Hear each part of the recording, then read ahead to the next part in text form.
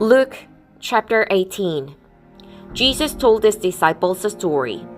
He wanted to show them that they should always pray and not give up. He said, in a certain town, there was a judge. He didn't have any respect for God or care about what people thought. A widow lived in the town. She came to the judge again and again. She kept begging him, "Make things right for me. Someone is treating me badly." For some time, the judge refused. But finally, he said to himself, "I don't have any respect for God. I don't care about what people think. But this widow keeps bothering me, so I will see that things are made right for her. If I don't, she will someday come and attack me." The Lord said, "Listen to what the unfair judge says." God's chosen people cry out to him day and night. Won't he make things right for them? Will he keep putting them off?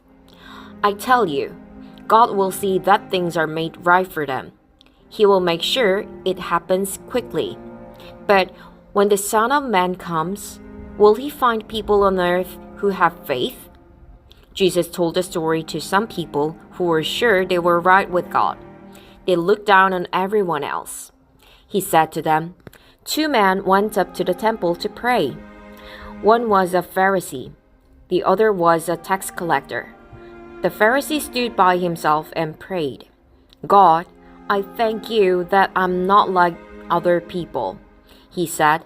'I'm not like robbers or those who do other evil things. I'm not like those who commit adultery. I'm not even like this tax collector. I fast twice a week, and I give a tenth of all I get.' But the tax collector stood farther away than the Pharisee. He would not even look up to heaven. He brought his hand to his heart and prayed. He said, 'God, have mercy on me. I'm a sinner.' I tell you, the tax collector went home accepted by God, but not the Pharisee. All those who lift themselves up will be made humble, and those who make themselves humble will be lifted up." People were also bringing babies to Jesus. They wanted him to place his hands on the babies. When the disciples saw this, they told the people to stop. But Jesus asked the children to come to him. "Let the little children come to me," he said. "Don't keep them away.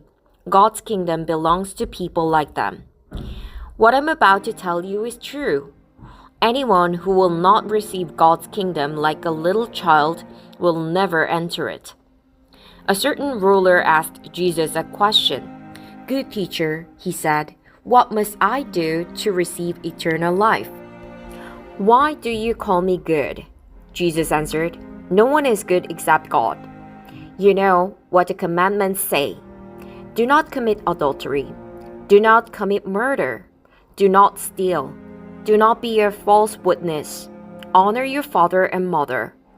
Exodus 20:12-16. Deuteronomy 5:16-20. "I have obeyed all those commandments since I was a boy," the ruler said. When Jesus heard this, he said to him, "You are still missing one thing. Sell everything you have.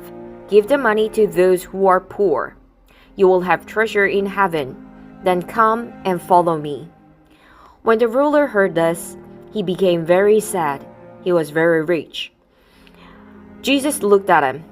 Then he said, "How hard it is for rich people to enter God's kingdom.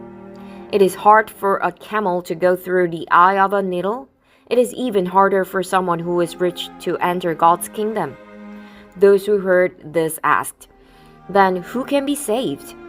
Jesus replied, "Things that are impossible with people are possible with God."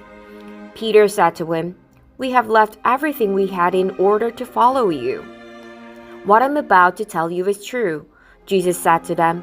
"Has anyone left home or wife or husband or brothers or sisters or parents or children for God's kingdom?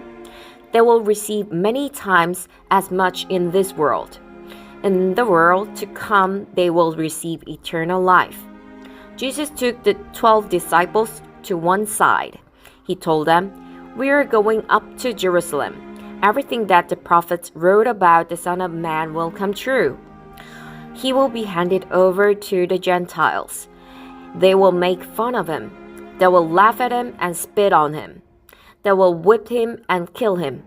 On the third day, he will rise from the dead."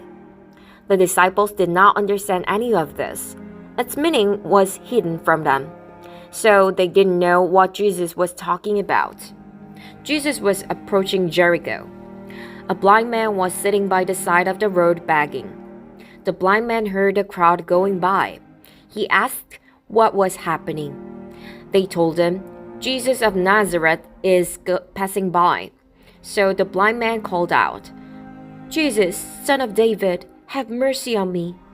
Those who led the way commanded him to stop. They told him to be quiet, but he shouted even louder, "Son of David, have mercy on me." Jesus stopped and ordered the man to be brought to him. When the man came near, Jesus spoke to him. "What do you want me to do for you?" Jesus asked. "Lord, I want to be able to see." The blind man replied. Jesus said to him, "Receive your sight. Your faith has healed you." Right away, he could see. He followed Jesus, praising God. When all people saw it, they also praised God.